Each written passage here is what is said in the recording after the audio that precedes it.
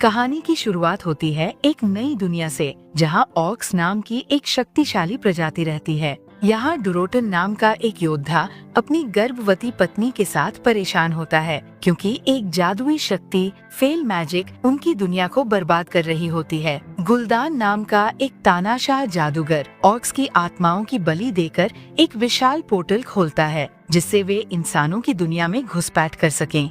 अब स्टॉर्मविंड की धरती पर अजीब घटनाएं शुरू होती हैं। राजा, कमांडर लोथर और एक युवा जादूगर खतरनाक हरे धुएं की जांच करते हैं, जो कि गुलदान के जादू की निशानी है। वे स्टॉर्मविंड के संरक्षक मेडिव को बुलाते हैं, जो जादू के मामले में सबसे अनुभवी होता है। लेकिन मेडिव का व्यवहार संदिग्ध हो जाता है। अब आगे दिखाया जाता है कि गरोना एक आधी मानव और आधी ऑर्क होती है, जो कि गुलदान की कैदी होती है, लेकिन उसमें अब भी इंसानियत बाकी होती है।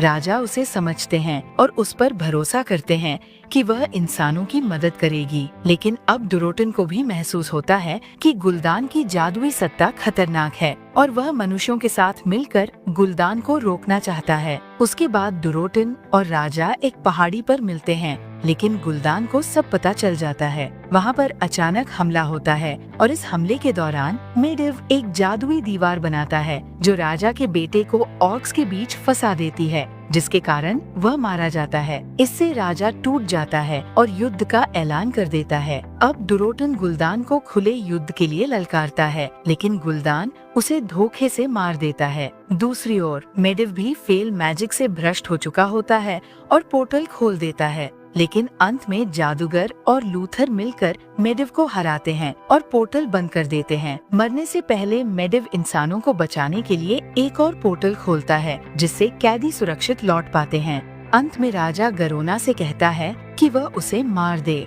ताकि ऑक्स उसे सम्मान दे और वह शांति की प्रतीक बन सके। जिसके बाद गरोना मजबूरी में राजा को मार देती है। अब गुलदान उसे इनाम देता है, लेकिन गरोना का चेहरा सब कुछ कह देता है कि ये एक जीत नहीं, बल्कि एक बलिदान है।